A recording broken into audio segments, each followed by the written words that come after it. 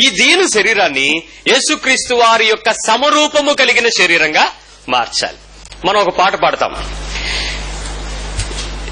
యేసు నీలా ఉండాలని నాకు ఎంతో ఆశున్నది. నిజంగా ఉందా? పాటే కదా, ఏముంది 4 మాటలు మాట్లాడి అడుకుని రాగం వేస్తే వెనకథలు పాడేయడమే. నిజమైన ఆశ సమరూపము కలిగిందని. ఇక్కడ నాకు పాటలు పాడేవాళ్ళని చూస్తే జాలేస్తుంది. ఈ మ్యూజిక్ కొట్టేవాళ్ళని చూస్తే నిజంగా ఎంత పాపం చేస్తున్నారో అనిపిస్తుంది. వాళ్ళకున్నదల్లా ఏంటంటే అనుభవము లేని మాటలతో వేషధారణ కలిగిన భక్తి చేసి దేవుని భయంకరమైన తీక్షణమైన అగ్నిలో పడతారు వెళ్ళి. ఆ experience of love and God, ఆ పదాల గురించి నువ్వు మాట్లాడుకున్నంత ఈజీ కాదు. అది నీ శరీరంలోకి వస్తే నీ లోపల కంప్లీట్ గా ఆ న్యూ రిఫార్మేషన్ అనేది జరుగుద్ది. అది లేని క్రైస్తవులు ఎన్ని పాటలు పాడతారో ఒకసారి ఆలోచించండి. అయితే ఎలా జరుగుద్ది దీన శరీరం మహిమ కలిగిన శరీరంగా మార్చడానికి? ఏంటంటే ఇప్పుడు చెప్తున్నాను వినండి. నువ్వు తెలిసి చేసినా తెలియక చేసినా పాపము. ఇప్పుడు ఒప్పుకుంటారా లేదా? ఇప్పటి వరకు ఈ పదం చెప్పడానికి ఆపారు. కొన్నిసార్లు తెలియక, కొన్నిసార్లు ప్రార్థన చేయమంటే మా దగ్గర ఒక పాస్టర్ గారు ఉన్నారు. ఆయన ఎప్పుడు ఏం చేస్తారంటే, ప్రభువా మా ప్రార్థనా సహాయం అడిగిన ప్రతి ఒక్కరిని కూడా నువ్వే జ్ఞాపకం చేసుకుని వాళ్ళకి కావాల్సిన ఇచ్చిపడే అంటాడు. Short cut prayer. ప్రార్థనా సహాయం అడిగిన వాళ్ళు పలానా వాళ్ళు ఇది అడిగారు, దాని గురించి అడుగుని అడగడు. అందరినీ నువ్వు జ్ఞాపకం చేసుకుని ఇచ్చిపడే ప్రభువా అంటాడు. అలాగే ప్రభువా మేము మానవులు గనక తెలిసి గాని తెలియక గాని చేసిన ప్రతి దోషాన్ని కూడా ఈ రోజు ఈ రాత్రి కడిగేసి మమ్మల్ని శుభ్రంగా పడుకొనిచ్చి తెల్లారిపటికి నీ ఆరోగ్యంతో బలంతో మమ్మల్ని లేపు అని అడుగుతాడు. నేను ఒకసారి అడిగాను, అలా ఒప్పుకోకరా, హోల్సేల్ పేర్లు చేయకు, నీకు తెలుసు తెలియకుండా అనంటే. నేను ఒకసారి ఉద్యోగం చేసేటప్పుడు అకౌంట్స్ రాసేటప్పుడు ఒక 42 రూపాయలు మిస్లీనియస్ అని రాశాను. వెంటనే వాళ్ళు నాకు ఫ్లైట్ టికెట్ తీసి నువ్వు మెడ్రాస్ రా అన్నారు. నాకు అర్థం కాలేదు. నాకేదో అఫీషియల్ టూర్ అని చెప్పి నేను మెడ్రాస్ వెళ్ళిపోయాను. విమానం టికెట్ తీసుకుని 6,000 రూపాయల టికెట్ ఆ రోజు ఇక్కడ నుంచి వెళ్ళాను. వెళ్ళిన వెంటనే ఆఫీస్ లో కూర్చోబెట్టి మా చీఫ్ అకౌంటెంట్ బ్యూలా అని ఆవిడ క్రిస్టియన్, ఆవిడ పిలిచి సార్ మీరు మిస్లీనియస్ అని పెట్టారంటే ఏం చేశారు సార్ అని. అమ్మా ఆటో ఫేరు ప్లస్ అక్కడ తిన్నదానికి దానికి దీనికి అన్నానంటే ఆవిడ క్యాజువల్ గా మాట్లాడుతున్నారు అనుకున్నాను. దానికేనో పిలిచారు అనుకోలా. మాట్లాడుతుంటాను మీరు అవన్నీ మీరు చెప్తున్నారు కదా, అవన్నీ మీరు దాని ప్రకారం ఎందుకు రాయలేదు అన్న. అంటే మిస్లీనియస్ అనే పదం వాడతాం కదా. మిస్లీనియస్ అంటే don't you know that what it is miscellaneous అని అడిగింది ఆవిడ. షాక్ అయిపోయాను. వెంటనే మా జిఎం గారు నన్ను లోపల రమ్మన్నారన్నారు. వెళ్ళాను. అంటే సార్ మీరు ఎప్పుడు ఏ తప్పు చేయలేదు, ఫస్ట్ టైం 42 రూపీస్ కి మీరు మిస్లీనియస్ అని పదం పెట్టారు. What is miscellaneous? Don't you know? నువ్వు ఎందుకు ఖర్చు పెట్టావు తెలీదా నీకు అని అడిగాడు ఆయన. కుర్చీ నుంచి లేచి నిలబడ్డాను. సారీ సార్ అని. Because I did a mistake. What is miscellaneous? నాకు తెలీదా? చెప్పండి, మీకు తెలీదా? మీరు చేసే తప్పు మీకు తెలీదా? తెలుసో తెలియకో ఏంటా ఏదో కబుర్లు. తెలుసా తెలీదా నీకు? తెలిసేగా చేసావు. తిట్టేటప్పుడు తెలిసేగా తిట్టావు.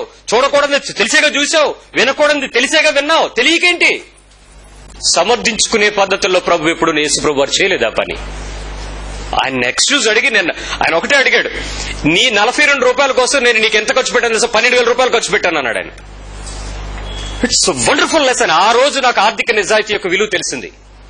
ఆ రోజు నుంచి ఈ రోజు వరకు you can see my every account. I'm very fair. ప్రతి 100 రూపాయకి నీకు విలువ చెప్పగలను. నేను ఎప్పుడు నేను తప్పు చేయలేదు. ఎందుకంటే నేను ఎంత తప్పు చేశానో నాకు 12,000 రూపాయలు విలువ, నాకు పెనాల్టీ పడింది. నీ జీవితంలో ఈరోజు తెలియక అనే పదం ఎక్కడైనా నువ్వు మాట్లాడితే జాగ్రత్త. మేక్ షూర్ ప్రతిదీ మీరు తెలిసే చేశారు. అవునా కాదా? ఒకసారి మీ పక్క మొక్కలు చూడండి ఎలా ఉన్నాయో. తెలిసే చేస్తున్నారా తెలియక చేస్తున్నారా? కన్నీ ఏదో జరిగిపోయింది ఇంకెక్కడ అలాంటి మాటలు మాట్లాడుకోండి. ఒప్పుకోవాల్సిన దగ్గర ఖచ్చితంగా ఒప్పుకోండి. Let me come to you. ఇప్పుడు దేవుడు ఏ విధమైన పాపాన్నైనా సరే, again I'm coming to you, నువ్వు తెలిసి చేసినా తెలియక చేసినా ఏ విధమైన పాపమునైనా నువ్వు పట్టుకోగలిగినంత వాడు కాదు. He is a holy God. Hallelujah. Is such a holy God. ఆయన లోకము యొక్క పాప భారం అతని మీద ఉంటే అతన్ని పట్టుకుని ఉన్న చెయ్య సైతం విడిచిపెట్టాల్సి వచ్చింది. ఎందుకో? Is a such awesome God. ఆయన పరిశుద్ధుడు గనుక ఏ పాపమును ఆయన ముట్టుకోలేడు. నువ్వు తెలిసి చేసినా తెలియక చేసినా నీ పాపము యొక్క జీతమును ఆయన ముట్టుకోలేనంత పరిశుద్ధుడు. ఆయన తాకలేకపోయాడు. ఇప్పుడు చెప్పండి, అంత పవిత్రుడైన దేవుడు మనకు తెలిసిన పాపాలను పూర్తిగా ఒప్పుకున్నా సరే, తెలిసిన పాపాలను ఒప్పుకున్నా సరే, తెలియని పాపాలన్నిటినీ దేవుడు నీతో సహవాసం చేయడానికి ఆటంకంగా మారతాయి. క్రైస్తవులు కృప గురించి మాట్లాడేవాళ్ళు ఈ చీప్ గ్రేస్ గురించి మాట్లాడుతున్నారు. You can do anything, God has forgiven, once forgiven it is forgiven. ఆయన చనిపోయాడు, ఒకసారి అయిపోయింది అక్కడితో. శిలువలో రక్తం నీ గురించి కాచేశాడు, ఇప్పుడు నువ్వు ఎలాగైనా పర్వాలేదు, నువ్వు రక్షించబడ్డావు. సారీ, నువ్వు రక్షించబడవు. ప్రభువు నీతో సహవాసం చేయాలంటే నువ్వు తెలిసి చేసిన ప్రతి పాపాన్ని ఒప్పేసుకున్నంత మాత్రం ఆయన నీతో సహవాసం చెయ్యలేడు. తెలియక చేసిన నీ మనస్సాక్షికి తెలియకుండా చేస్తున్న, ఒప్పుకున్న, అడ్మిట్ చేసిన నీ ప్రతి పాపాన్ని నుంచి కూడా నువ్వు విడుదల పొందేటట్లు దేవుని దగ్గరికి రావాల్సిందే. It's very serious issue. Cancer వచ్చింది, డాక్టర్ దగ్గరికి వెళ్ళాను, క్యాన్సర్ డయాగ్నోస్ చేశాడు, ట్యూమర్ ఇంత ఉందన్నాడు, తీసేస్తానని చెప్పాడు. సర్జరీకి డేట్ తీసుకున్నాను, అనస్థెటిస్ట్ వచ్చి మత్తు ఇచ్చాడు, సర్జరీ అంతా టేబుల్ మీద నన్ను ప్రిపేర్ చేశారు, నా శరీరాన్ని కట్ చేశారు, క్యాన్సర్ యొక్క కణిత అంతా తీసేశారు, దాని మూలాలు వదిలేశారు. ఆయన నాతో ఒప్పందం ఏంటి? గడ్డ తీసేస్తానన్నాడు, గడ్డ తీసేశాడు, దట్స్ ఆల్. దాని వేర్లు ఎక్కడి నుంచి వచ్చినాయో ఆయన పట్టించుకోవట్లేదు, ఎందుకంటే మన ఇద్దరం ఈ డీల్ మాట్లాడుకోలేదు అన్నాడు ఆయన. వారం రోజుల తర్వాత గడ్డ మళ్లీ పెరగడం, క్యాన్సర్ ని ముట్టుకున్నంత వరకు ఏమవుతుంది, ముట్టుకున్నామంటే అది ఎనార్మస్ స్పీడ్ తో డెవలప్ అవుతా ఉంటుంది. అక్కడికి మళ్లీ అంత ఉబ్బిపోయింది, వారం రోజులకి ఎంత పెరిగిపోయిందని మళ్లీ డాక్టర్కి వెళ్తే తప్పకుండా వస్తుందని నాకు తెలిసింది అన్నాడు ఆయన. నవ్వుతావేంట్రా బాబు, తెలుసంటావేంటి, తీయాలి కదా అని అంటే, మన ఇద్దరం మాట్లాడుకున్నప్పుడు గడ్డ తీసేయడం వరకే, దాన్ని రూట్ తీయడం గురించి మాట్లాడలేదు. తెలియక చేసిన పాపము, నీ మనస్సాక్షికి తెలియకుండా నువ్వు చేసిన పాపం గురించినటువంటి రూట్ నీలో ఉండడం వల్ల దేవుడు పరిశుద్ధుడు, నీతో సహవాసం చేయలేడు, నిన్ను చాలా రోజులు ఆటంకపరుస్తుంది. అయితే యేసుక్రీస్తు నీతి ఏంటంటే ఈ పరిస్థితిని క్రీస్తు ద్వారానే దాటాలి. There is no other method. మీరు దానము చేసినా, మీరు యజ్ఞము చేసినా, మీరు యాగము చేసినా, మీరు స్నానము చేసినా, మీరు బలులర్పించినా, మీరు మరొక రకమైనటువంటి పద్ధతులలో ఏ రకమైన గంగలో మునిగినా, ఇంకెక్కడ చేసినా, no sin will be forgiven. ఎలాగ దీని నుంచి బయటకు వస్తామనంటే యేసుక్రీస్తు ద్వారానే మనము బయటికి తీసుకురావాలి. ఏం జరుగుద్ది? వండర్ఫుల్ గా మీకు ఈ అభిప్రాయం చెప్తాను వినండి. మొదటిది, మీరు ఎలా దాని నుంచి బయటకు రావాలి అని అంటే, మీరు ఈ 6 పనులు చేసేయండి, మీరు ఫ్రీ అయిపోతారు. నెంబర్ 1, యేసు ప్రభు వారు చేసినటువంటి పద్ధతిలో. నెంబర్ 1, మీరు చూసేవి చెప్పండి ఒకసారి. నేను కాదు, నేను అని చెప్పుకోండి మీరు. నేను చూసేవి. రెండోది, నేను వినేవి, నేను మాట్లాడేవి, లేక చెప్పేవి, నేను చెప్పేవి. 4, నేను చేసేవి. 5, నేను ప్రతిస్పందించేది. 6, నేను ఆలోచించేది. ఈ 6 పనుల్లోనే నువ్వు మనస్సాక్షికి తెలిసిన క్రీస్తు నియమాన్ని లోబడితే అప్పుడు నువ్వు ఓవర్కమ్ చేస్తావు. నిజంగా చెప్పండి, మొట్టమొదటిది, మీరు చూసేవి అన్ని పవిత్రమైనవేనా? అన్ని పరిశుద్ధమైనవేనా?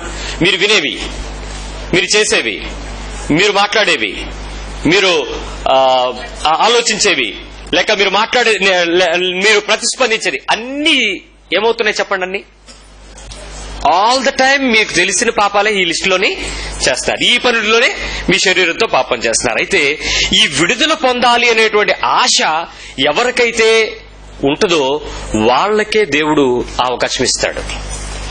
మనస్సాక్షితో చెయ్యబడిన, అంగీకరించబడిన సిన్ని సైతం నేను బయటికి రావాలి ప్రభు అని ఎవరికైతే ఆశ ఉంటుందో వారికే దేవుడు ఈ అనుమతి ఇచ్చి దాన్ని ఓవర్కమ్ చేసే సహాయాన్ని పెడతాడు.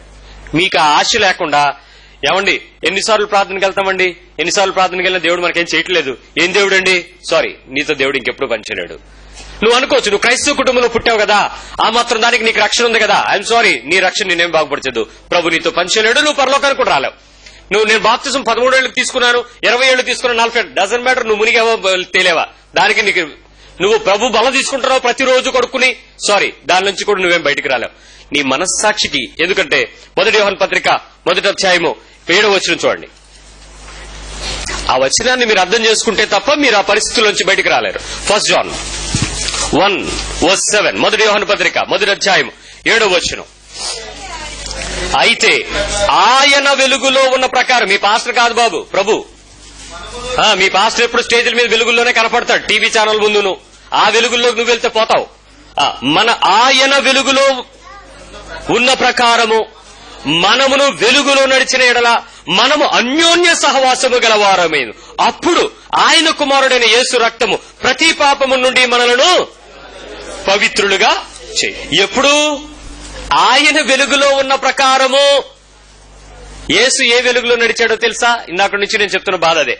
ఆయన ఎప్పుడూ కూడా శరీరంలో నుంచి అనేకమైనటువంటి గుడ్లు అతనిని శోధిస్తున్నప్పటికీ కూడా శోధనకు అడ్మిట్ చేయలేదు, ఒప్పుకోలేదు. కాబట్టి ఆయన పరిశుద్ధుడిగా నిలబడగలిగాడు. ఆయన ఎందుకు చేశాడో కూడా చెప్తాను ఆ విషయాన్ని. అయితే ఇక్కడ చాలా మంది ఏమనుకుంటున్నారంటే, నేను మొన్న రీసెంట్ గా హెచ్ఎస్బీసీలో ఒక బ్రదర్ వచ్చి నాకు ఇంకొక సహోదరుడి గురించి చెప్తున్నాడు. చెప్తూ ఉంటే నేను అడిగాను, బ్రదర్ మీరు నైట్ షిఫ్ట్లు డే షిఫ్ట్లు ఇంటర్మీడియట్ గా పడుతున్నారు, మీరు ఏ చర్చికి వెళ్తారంటే we have fellowship brother internally, ఒక రూమ్ ఉంది, ప్రేయర్ రూమ్ ఉంది అన్నాడు. ఓకే ఓకే, ఏం చేస్తూ ఉంటారు మీరు అక్కడ అంటే, మా పాస్టర్ గారు కూడా ఈజ్ ఆల్సో వర్కింగ్ ఎంప్లాయీ, ఆయన చాలా ఛాలెంజింగ్ గా వాక్యం చెప్తూ ఉంటారు. అప్పుడు నా పక్కన ఉన్నాడు, నా కాలు తొక్కాడు, ఏంటి అడుగు అన్నట్టు అన్నాడు. ఏదైనా ఆయన చెప్పిన విషయాలు ఏదైనా ఒకటి చెప్పానంటే అప్పుడు ఆ ఒక్కరోడు ఏం చెప్పాడు తెలుసా, what ever you do God will forgive, wear ever you go God will be with you, but you have to do one thing, you have to give your tights to your church pastor అన్నాడు. దశమ భాగము నువ్వు ఇక్కడ నేను నడిపిస్తున్న సంఘంలో నాకు ఇచ్చేసి నువ్వు ఎక్కడికి వెళ్ళు, నువ్వేమైనా చేయి, నో ప్రాబ్లం అన్నాడండి. నిజమేనది? చాలా మందికి ఇలాంటి బోధే సంతోషం.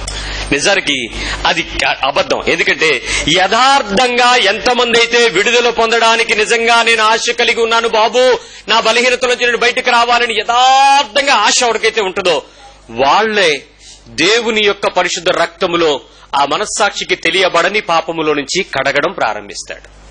Otherwise your sins will not be forgiven. ఈ రాత్రి